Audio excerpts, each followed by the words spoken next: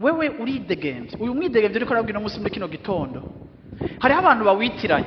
Hari abantu bibaza ngo kubera ngo dufise umwidegemvyo donc nkora ico nshaka. No, uyu mwidegemvyo Imana yahaye Israeli ivuga ngo rekura abantu banje bagende kumpimbaza, ni umwidegemvyo dutwara muri relation avec Dieu, ni umwidegemvyo dutwara muri communion n'Imana.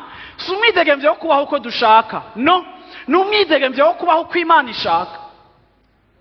Bigenda gute mu buzima bwawe iyo hari abantu utena ko mu buzima bwawe abagenzi bawe umuryango wawe bagutwara canke bakwinfluence bagutwara mu makosa Imana amaze gutahuza kara makosa?